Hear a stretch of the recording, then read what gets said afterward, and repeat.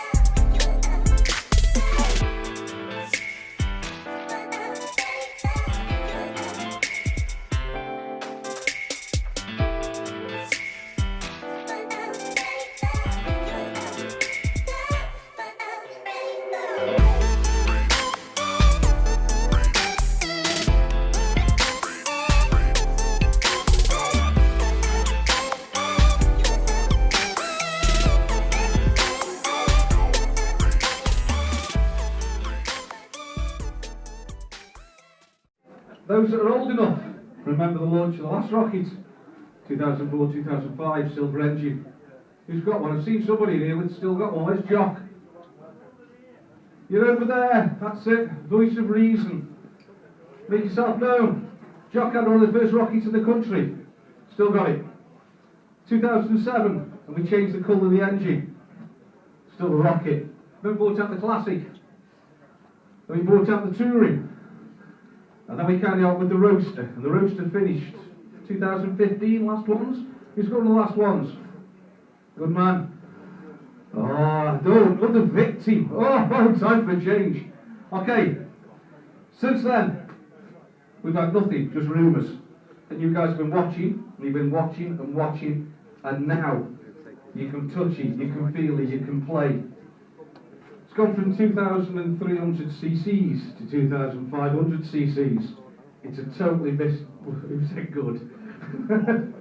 Wow, 200 cc's. But that's not the main thing. The function of this, the function of this bike is to put us something that's Euro 5 that's fit for the 21st century.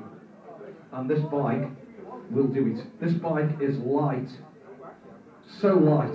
Those of you who probably sat on it won't believe how totally and utterly different it is from that first rocket. We've now got the old TFT screen. I love saying that word, TFT. And Steve's going to take you through all the specs in a minute. But before we go on to that part, just look at the build quality. We've got a guy here from Triumph today.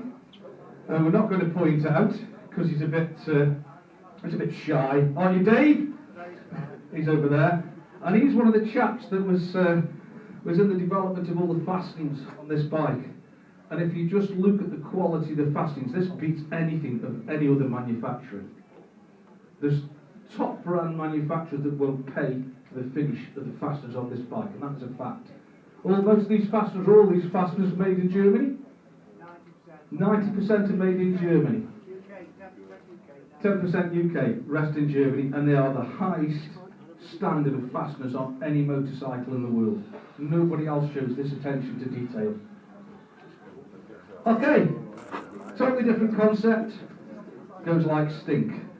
So Uncle Steve will now come and tell us all about the specs as he walks off of this bike. Is that alright? Can everyone hear me alright? This one's quiet. 1, 2. That's fine. Right then. Capacity 2,458 cc. Power. An amazing 167 PS. 165 brake horse at 6,000 RPM. Torque, that's probably the most important with this really. 221 newton meters at 4,000 RPM. What's that, an old money? That means it's going to rip your arms off, spit down your neck and the wet bit that's left. As with most motorcycles now, it is ride-by-wire, which means there's no physical connection between the throttle and the I'm going to say carburetors there. Throttle bodies. Throttle bodies. Where are we now as well? 6-speed gearbox, full aluminium frame. Where's the other important stuff? Right, a 47mm of front suspension made by Showa, which is also adjustable as well. The rear, again, another Showa product. The front brakes, what are they? The front brakes, my God, they're dual 320mm discs with Brembo M4 calipers, 4-piston radial monoblocks with cornering ABS. Sounds dead sexy, doesn't it? There we go. Yeah. Rear brakes. Rear brakes, made by Brembo again. 4-piston monoblock with cornering ABS. Did you mention cornering ABS? Cornering ABS. What is cornering ABS? Do you know? It means you can slam the brakes on and not fall off, apparently, unlike me, because I've not done anything, I haven't crashed. Driving on to the clocks. The clocks, they are shared, the same clocks as the Scramble 1200, which is available to have a Bluetooth module fitted as well, which is available for the Rocket now, so you can have it fitted as an optional accessory from us. £200 isn't it? And plus the lead, we'll see you right. Yeah, 200 quid. Free lead, 695 plus that. Right then, the important numbers here as well. Dry weight. Anyone want to have a guess of the dry weight?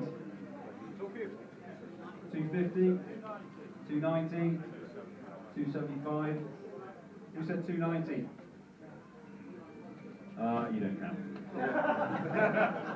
Take that, sucker. 291 kilograms dry, which is 40 kilograms lighter than the previous, I believe we've been banging on about. Yeah, that 40 kilograms. Yeah, 40 kilograms is a hell of a lot.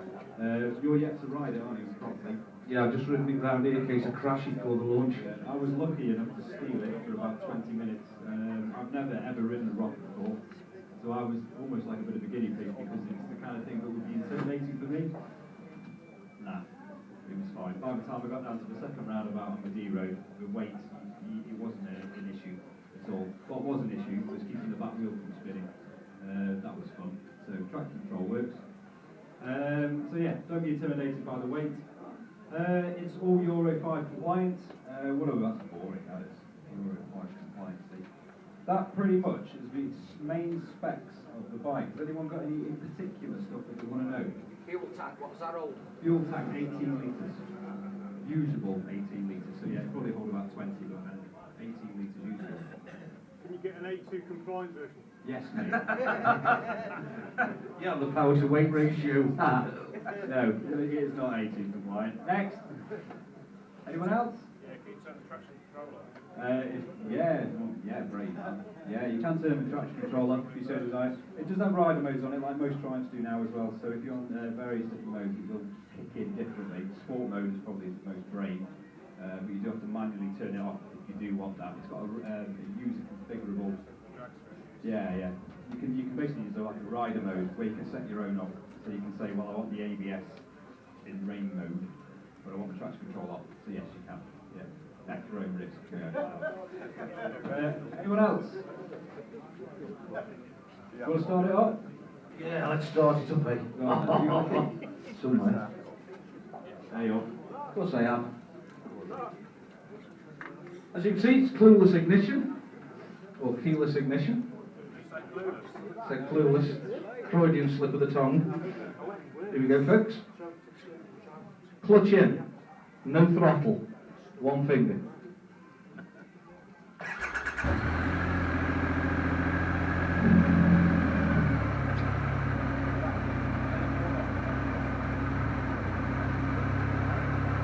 Daytime running lights.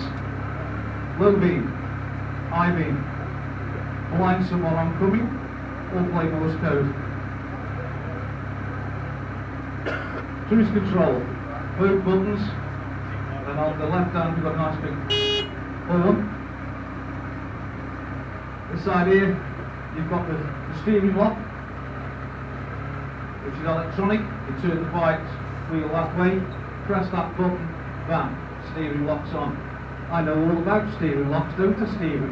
That you reminded me earlier. In joke there if you don't know us.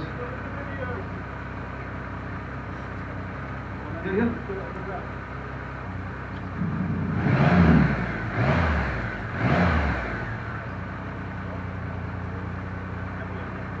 It's only got half a tank of fuel then.